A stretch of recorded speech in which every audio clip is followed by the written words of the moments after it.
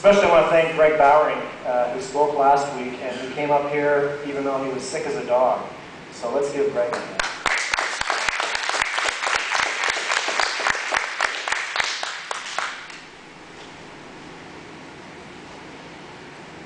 We hear about conflict every day.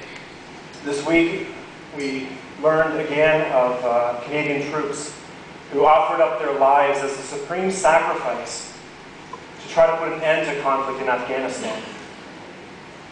We know that in Canada, the question of another federal election is never very far from the minds or the consciousness of the average Canadian because of conflict between our political parties. Just before March break, my daughter Alika said goodbye to one of her classmates for the very last time. She's moving to Toronto to live with her grandparents because her own parents are enmeshed in a very ugly divorce. Conflict. The world was stunned earlier this month as conflict erupted anew in Northern Ireland as 2 soldiers and 1 police officer were gunned down, murdered by radical splinter groups. And what made this most recent conflict in Northern Ireland so difficult to stomach was the fact that it came after a decade of peace where authority figures are concerned. It's the first murder of any authority figures in Northern Ireland since the Good Friday Peace Agreement that was signed in 1998. 10 years, and they get thrown back into this. I think you all know from experience that developing and then maintaining unity is a long, arduous task. It requires our best energies and our best efforts. On the flip side, conflict so easily develops and can be escalated even easier. And I believe that in the song that we just heard from Coldplay, Chris Martin is onto something. He communicates this sentiment about the fragile nature of unity when he sings the line, "Tides that I tried to swim against." It's like we've all got the best of intentions with all of our relationships, with our spouse, with children, with our extended families, with our church family, with people that we work with our neighbors. We have the best of intentions, and it's like unity and peace are the shore that we're swimming towards. And these riptides are pulling us back out to sea. These riptides of conflict, tides that I tried to swim against. Why is that? Why is unity and harmony and peace, why are these realities so difficult to make reality in our world today? Well, I think the answer to that question depends to a large extent on whom you ask. If you ask someone with a communist political persuasion, they'll tell you that conflict between classes is a result of disparity between the rich and the poor. And that you can eliminate conflict, or at least minimize conflict, by eliminating that disparity. And so if people are on equal footing financially, you can put an end to conflict. A sociologist might differ and might offer an alternate answer to why conflict exists. A sociologist might say, well, conflict arises in a society when you've got different people from different backgrounds who are being treated differently, either by one another or by the government or the state. And that conflict, therefore, can be eliminated when you teach people to treat one another equally.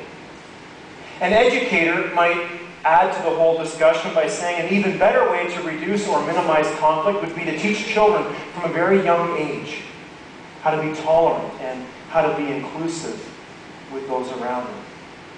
Now, those are all good answers, and the reason those answers have stood the test of time is because there are kernels of truth in each one of them. Each one of them is onto something. However, the Bible would give a different answer. The Bible would say that conflict has to do with a heart condition. A heart condition. Genesis, a very important book of the Bible, the first book, in fact, a book about beginnings, talks about how God created the world and everything in it. And his original intention was that he created human beings with the ability to always obey him. With the ability to always obey him. But of their own free will, our first parents chose to disobey. And soon after, in fact, the very next chapter, you read about conflict between humans. And then soon after that, you read about the first murder. And it didn't stop there. Things degenerated and went from bad to worse. Such that just 6 chapters into the Bible, 6 chapters into Genesis, we read this in verse 5 of chapter 6. The Lord saw how great the wickedness of the human race had become on the earth, and that every inclination of the thoughts of the human heart was only evil all the time. Conflict is a heart condition, God's saying. And so God decides to start over through a righteous man named Noah. Conversely, God punishes those who were promoters of disunity and wickedness through a flood. And Noah and his family are permitted to escape the flood via the ark. And so humanity gets a clean slate, as it were. But the flood didn't correct people's heart condition, did it? In fact, immediately after the flood, in Genesis chapter 8, verse 21, God says this. This is immediately after the cleansing of wickedness from the earth. God says this, "Never again will I curse the ground because of human beings, even though every inclination of the human heart is evil from childhood. And never again will I destroy all living creatures, as I have done through the flood."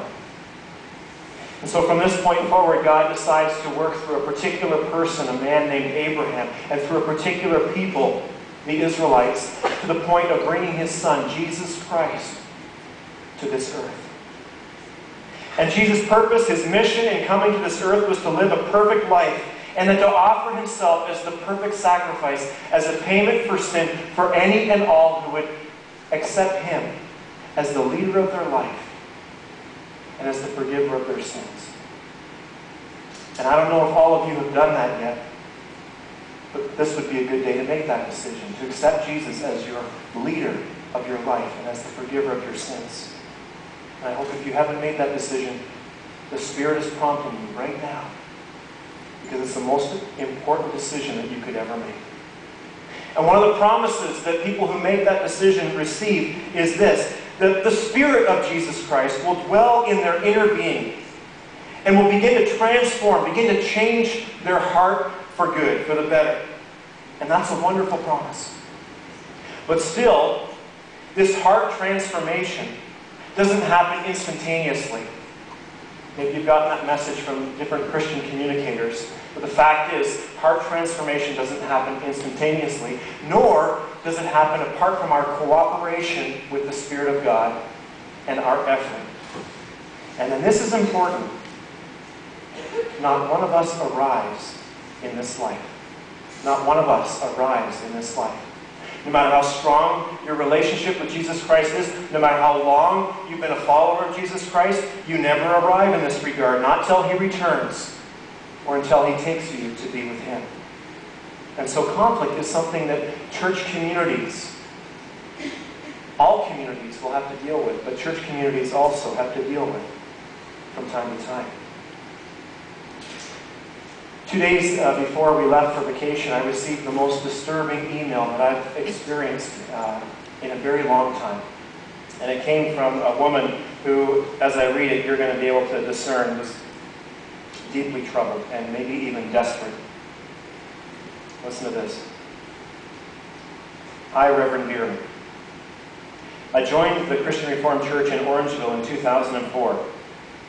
I've been learning some disturbing things about this congregation. I'm not looking to gossip or to tear down. I'm looking for information, for truth. I've come across a 45th anniversary photo directory. When I compare it to today, I am sick. Membership is down by at least 50%.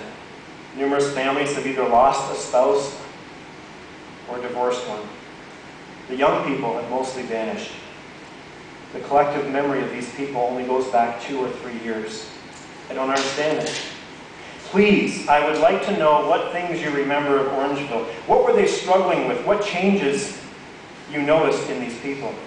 I feel like I'm conducting an autopsy on this church.